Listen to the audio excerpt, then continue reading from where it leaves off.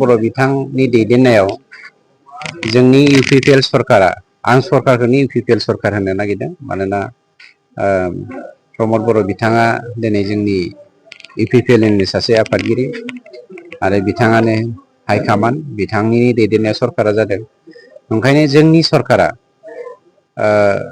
थांनाय 2024-25 मायथाइनि फाइनान्सियेल रांबावजा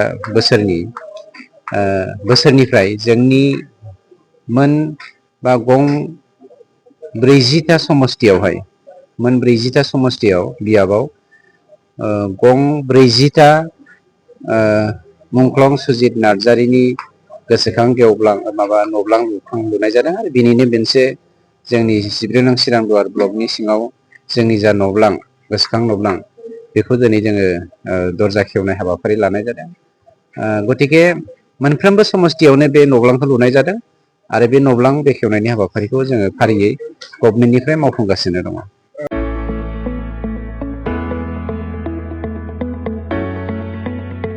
मोनसे गोजोनथाव खौरां बर' सावथुन नायनो मोजां मोनग्रा रायजो राजाफोरनि थाखाय मोनसे गोजोनथाव खौरां। खम बेसेननि गेजेरजोंनो नोंथाङा नायनो हागोन बर'नि गासै गोजाम गोदान सावथुनफोरखौ। बर' सावथुन नायनो थाखाय ओंखारदों मोनसे आंगो स्ट्रिम एप। बे आंगो स्ट्रिम एपखौ नोंथाङा नोंथांनि मबाइलाव डाउनल'ड खालामनानै खम बेसेनावनो बर'नि गोजाम गोदान गासै सावथुनफोरखौनो नायनो हागोन।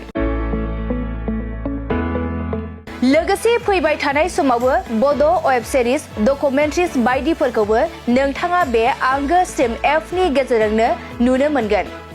बेनि अनगायैबो बर' सावथुननि दिहुनगिरिफोराबो बे आंगो स्ट्रिम एपआव गाव गावनि सावथुनखौ आपल'ड होनो थाखाय खौरां लाहरनो हागोन। आरो जाय बिथांमोननि सावथुनफोरा इउटुबाव पाब्लिश जायाखै बिथांमोनाबो बे एपआव आपल'ड होनो थाखाय खौरां लाहरनो हागोन।